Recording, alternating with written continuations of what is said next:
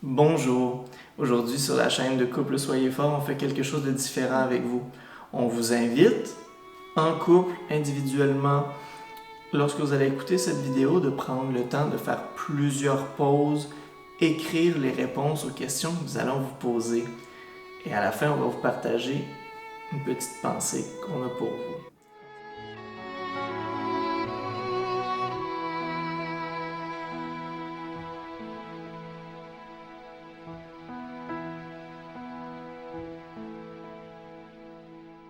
Savior, Redeemer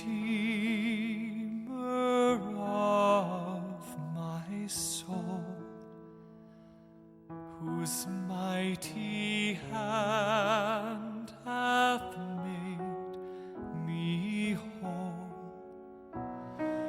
whose wondrous power hath raised me up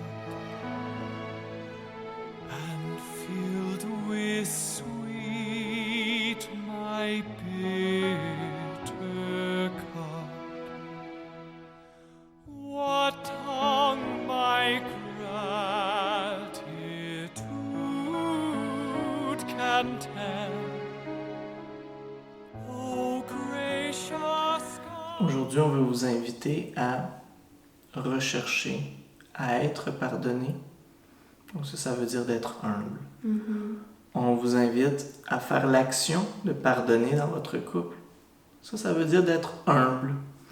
Et donc, il y a un petit verset d'écriture que nous voulions partager avec vous qui va fortifier votre couple, qui va vous fortifier, vous personnellement, si vous vous préparez à entrer dans un couple. Et l'écriture se trouve dans le livre de Mormon, dans le livre d'Alma, le chapitre 5, le verset 28. Et un prophète nous pose la question, voici, êtes-vous dépouillés de l'orgueil? Je vous le dis, si vous ne l'êtes pas, vous n'êtes pas préparés à rencontrer Dieu. Voici, vous devez vous préparer rapidement, car le royaume des cieux est proche, et un tel homme n'a pas la vie éternelle. On apprend dans les Écritures que la vie éternelle, c'est la plus grande bénédiction que Dieu peut nous donner. Et que c'est une bénédiction qui se reçoit en famille. En fait, elle se reçoit en couple. Donc, si vous êtes dans le wagon des couples, vous êtes quand même sur une bonne destination quelque part. Une façon qu'on peut lire ce verset, on nous dit que si on a de l'orgueil, on n'est pas prêt à recevoir toutes les bénédictions qu'un couple peut recevoir. L'orgueil dans notre couple s'exprime de plusieurs façons. Ça peut s'exprimer par notre refus de demander pardon. Ça peut s'exprimer par notre incapacité à pardonner les maux qu'on nous a faits. Lorsqu'on apprend à se pardonner à soi, c'est aussi plus facile de pardonner aux autres. Ça me fait penser à un verset, en fait, le deuxième plus grand commandement que Dieu nous invite. Le premier est d'aimer Dieu et ensuite, il nous invite à aimer notre prochain comme nous-mêmes. Et c'est la même chose par rapport au pardon, c'est une grande preuve d'amour lorsqu'on apprend à se pardonner en premier parce qu'on fait des erreurs. Ça fait partie de la vie en couple. Au monde où c'est sûr qu'il y a des erreurs qu'on va rencontrer sur notre chemin, que ce soit de notre conjoint, notre conjointe ou nous-mêmes.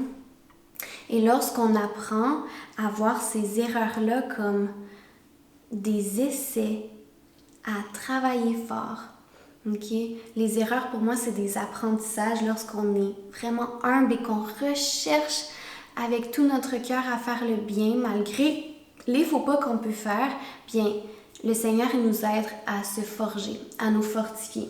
Et je peux vraiment vous en témoigner lorsque Mathieu fait des erreurs, que je fais des erreurs, mais qu'on s'unit en couple, qu'on en discute, puis qu'on pardonne, il y a quelque chose de miraculeux qui se produit. Chaque fois qu'il y a une blessure et qu'ensuite on vient l'envelopper du pardon, de l'expiation de Jésus-Christ, notre amour grandit davantage. Notre invitation pour toi aujourd'hui, c'est de méditer sérieusement les questions qu'Annabelle t'a posées au début. Notre invitation, c'est que tu comprennes l'urgence d'arrêter d'être orgueilleux dans ton couple. tous les petits efforts que tu vas faire pour devenir humble, même si tu n'es pas complètement humble, mais tu l'es juste un peu plus, va avoir des grands changements dans ton couple. Alors, merci de nous avoir écoutés. Merci d'avoir écouté la chaîne Couple Soyez Fort. On espère te revoir la semaine prochaine avec une autre belle vidéo. À la prochaine. Au revoir.